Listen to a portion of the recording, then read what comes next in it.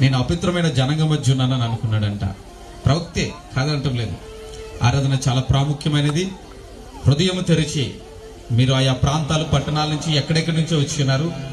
ఇక్కడ మీరు ఎవరిని చూడొద్దు, దేవుని వైపు చూడండి. దేవుని బిడ్డలారా, ఈ ఏర్పాట్లు వీటి అన్నిటిని మీరు పక్కన పెట్టి ప్రభు వైపు చూసి ముఖ్యమైన 3 కోరికలు ఏమైతే ఉన్నాయో వాటిని హృదయంలో పెట్టుకొని దయచేసి మీరు ప్రార్థించుకోవాల్సిందిగా, ఆరాధనలో ప్రతి ఒక్కరు కూడా ఏకీభవించవలసిందిగా ప్రత్యేకంగా మనవి చేస్తున్నాను. తమ్ముళ్ళు ఇద్దరు కూడా నాతో పాటు ఈ స్థలానికి రావాల్సిందిగా మనవి చేస్తున్న ఆరాధన. అందరు కళ్ళు మూసుకుందాం, తలలపైకి ఎత్తుదాం, చేతులపైకి ఎద్దాం, బిగ్గరగా దేవుని స్తుతిద్దాం. స్తోత్రం స్తోత్రం స్తోత్రం స్తోత్రం స్తోత్రం.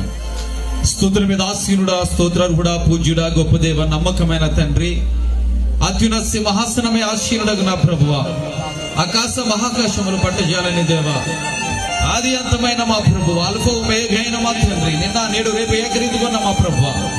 అయ్యా, నీ పరిశుద్ధ అపరితమైన సీయోనులో ఇలా మేమందరము కలిసి నేను ఆరాధించుటకు మాకు ఇవ్వబడిన ఈ యొక్క అదృశ్యమైన ఈ సమయాన్ని బట్టి మీకు కృతజ్ఞత స్తోత్రాలు చెల్లిస్తున్నాను. అయ్యా, ప్రతి ఒక్కరిని ఈ రోజు మీరు తాకుతున్నందుకు వందనాలు. మీ స్పర్శ మేము అనుభవిస్తున్నాం. అగ్ని జ్వాల వంటి కన్నులు కలిగిన దేవుడవు, అపరంజి వంటి పాదములు కలిగిన దేవుడు, పరము నుండి పూయబడి